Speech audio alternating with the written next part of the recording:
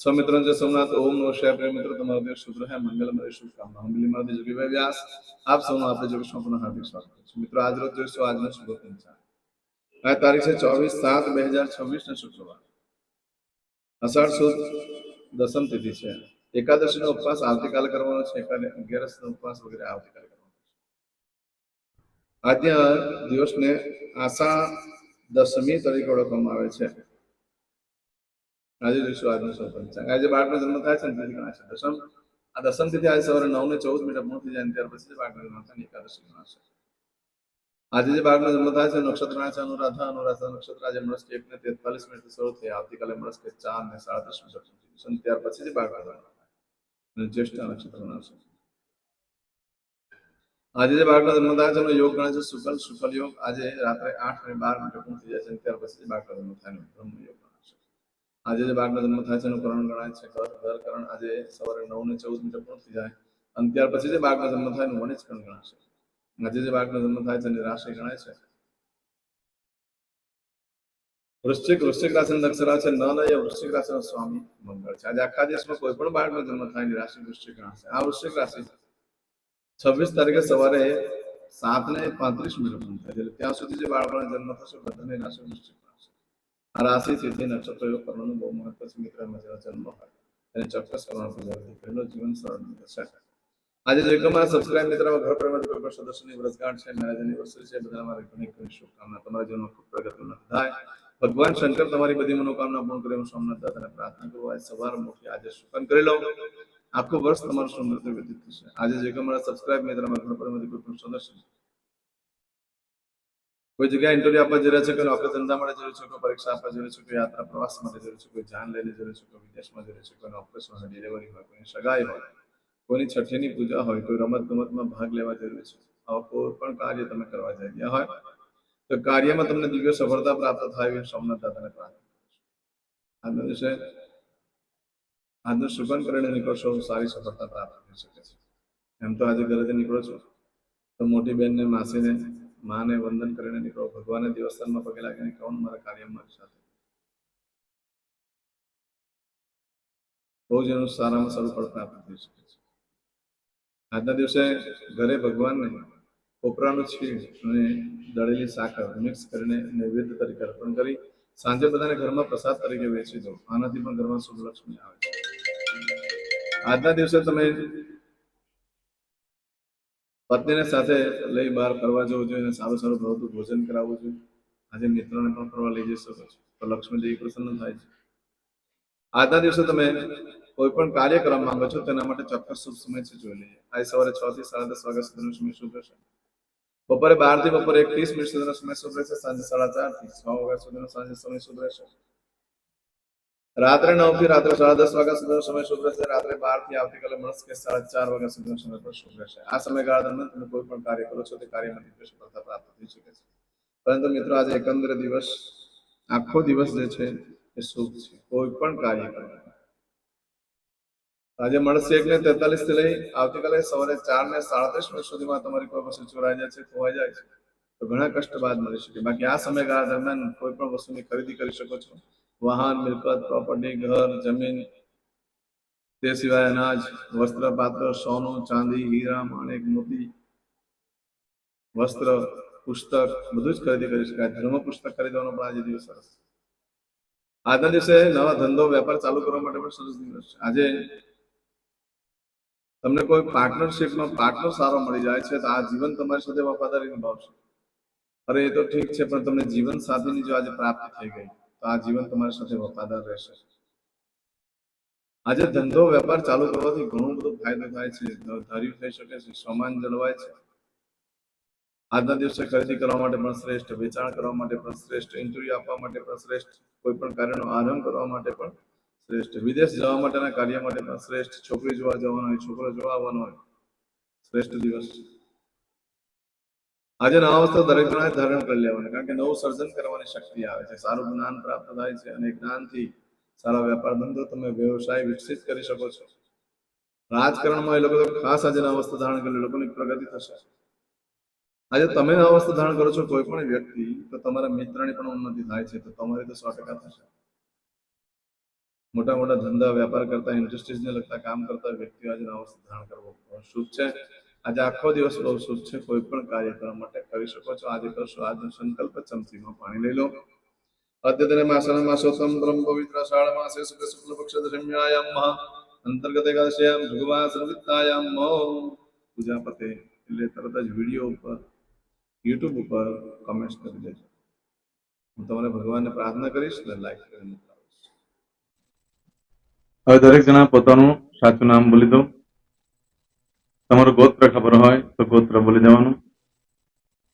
પછી બોલવાનું છે અહમ, મમ, આત્મન, શ્રુતિ, સ્મૃતિ, પુરાણોક્ત, પુણ્ય, ફલ, પ્રાપ્તિ, અર્થમ, અપ્રાપ્ત, લક્ષ્મી, પ્રાપ્તિ, અર્થમ, પ્રાપ્ત, લક્ષ્મી, ચિરકાલ, સૌ, રક્ષણાત્મક, લોકેવા, સભાયામ, રાજદ્વારે, વ્યાપારે, વિદ્યા અભ્યાસે, દેશે વિદેશે, સર્વત્ર, યશ, કીર્તિ, વિજય, લાભાદિ, પ્રાપ્તિ, અર્થમ, મમ, અખિલ કુટુંબસ્ય, આયુ, આરોગ્ય, ऐश्वर्यादि, प्राप्ति, अर्थम, मम, जन्म, समय,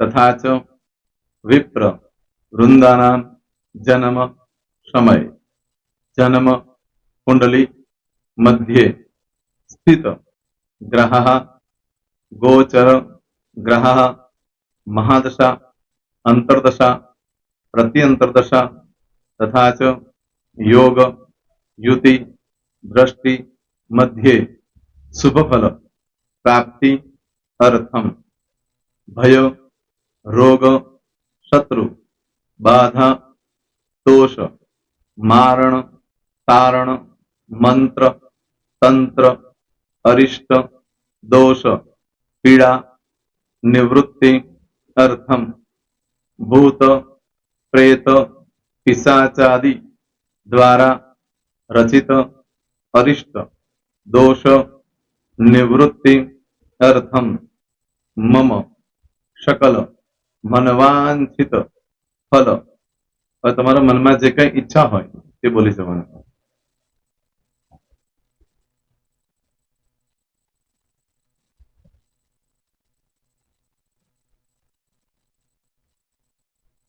બોલવાનું અનુસાર્થ સકલ મનવાંછિત ફલ પ્રાપ્તિ અર્થમ. હવે જે બરકતની પૂજા વાળા છે એ લોકો તો આ બધું બોલવાનું જ હોય છે. એ લોકો માટે કોઈ સ્પેશિયલ નથી. પણ જે લોકોએ હવે જે કહું છું તે લોકોએ જ બોલવાનું. જેના લગ્ન થઈ ગયા હોય એ લોકોએ બોલવાનું છે. મમ દાંપત્ય જીવન મધ્યે સુખાકારી પ્રાપ્તિ અર્થમ પુત્ર પૌત્રાદિ સંતતિ પ્રાપ્તિ અર્થમ. આ સંતાન પ્રાપ્તિ વાળા માટે પણ આવી જાય છે. એમાં દીર્ઘ આયુ આરોગ્ય ઐશ્વર્યાદિ પ્રાપ્તિ અર્થમ.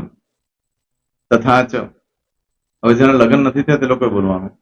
મમ જટટી વિવાહ યોગ પ્રાપ્તિ અર્થમ વિવાહ પશ્ચાત દાંપત્ય જીવન મધ્યે સુખાકારી પ્રાપ્તિ અર્થમ. હવે જે લોકોને સંતાન પ્રાપ્તિ નથી, જે લોકોને સંતાન પ્રાપ્તિ છે કરવી છે એ લોકોએ બોલવાનું. મમ દાંપત્ય જીવન મધ્યે સુખાકારી પ્રાપ્તિ અર્થમ તથા ચ દીર્ઘ આયુ આરોગ્ય ऐश्वर्यादि समन्वित संतति सुख प्राप्ति अर्थम.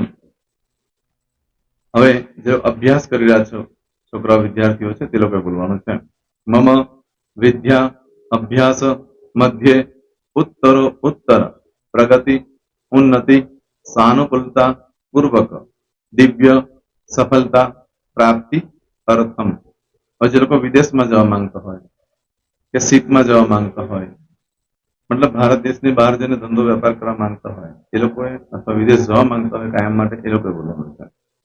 મમ જટટી વિદેશ ગમન યોગ પ્રાપ્તિ अर्थम विदेश गमन कार्य मध्य सानुकूलता पूर्वक दिव्य सफलता प्राप्ति अर्थम आरोग्य वाળા બોલવાનું છે જેને આરોગ્યની પૂજા આપેલી હોય એ લોકોને એમ તો દરેક જણા જ બોલવાનું છે બોલો મમ આયુ આરોગ્ય ऐश्वर्यादि प्राप्ति अर्थम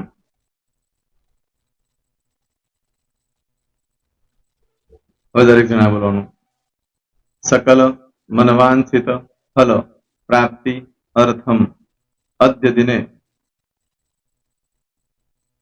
प्रधान देवतानां नित्य दिन अनुसारतः पूजन अर्चन कर्मणि अहम करिष्ये પાણીવાળી થાળીમાં પાણી મૂકી દેવાનું છે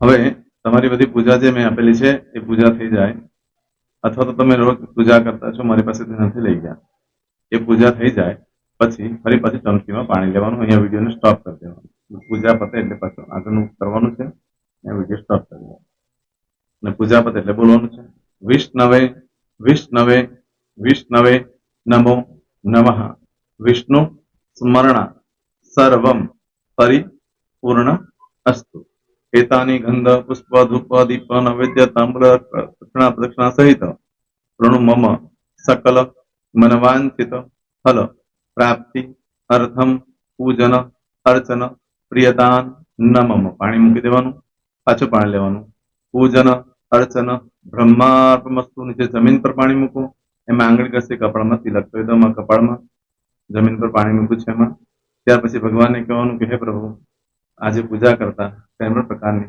ભૂલચૂક થઈ ગઈ હોય તો અમને ક્ષમા કરજો અમે તમારા બાળક છીએ પ્રભુ તમારો ખૂબ આભાર માનું છું આજે મારી પાસે તમારી પૂજા કરાવી મારી મનોકામના પૂર્ણ કરી પ્રાર્થના કરી દો જગ્યા પરથી ઉભા થઈ શ્રીનારાયણ ભગવાનને પાણી ચડાવી દો અને નિત્ય કર્મ જે કરતા હોય તે કરો જય સ્વામિનારાયણ તમારો દિવસ શુભ રહે તમે અને તમારો પરિવાર સુખી રહે સંપન્ન રહે સુરક્ષિત રહે એ ભગવાન સોમનાથ દાદાને પ્રાર્થના તો મિત્રો તમે મારા વિડીયોને લાઈક ના આપી હોય તો સૌથી પહેલા લાઈક આપી દો અને ત્યાર પછી જો તમે મારી આ ચેનલ સબસ્ક્રાઇબ ન કરી હોય તો સૌથી પહેલા સબસ્ક્રાઇબ કરી લો અને બેલ આઇકોન ઓલ પર ક્લિક કરવાનું ભૂલશો નહીં જેથી કરીને સૌથી પહેલા નવી વિડીયો જે કંઈ મૂકું એ તમને મળે મિત્રો કંઈ પણ મૂંઝવણ હોય તો મને આ નંબર પર તમે ફોન કરીને પૂછી શકો છો મારો મોબાઈલ નંબર છે 9825546459 મિત્રો કોમેન્ટ્સમાં જય સોમનાથ લખવાનું ભૂલશો નહીં ફરી પાછા નવા વિડીયો સાથે મળીએ ત્યાં સુધી સૌને જય સોમનાથ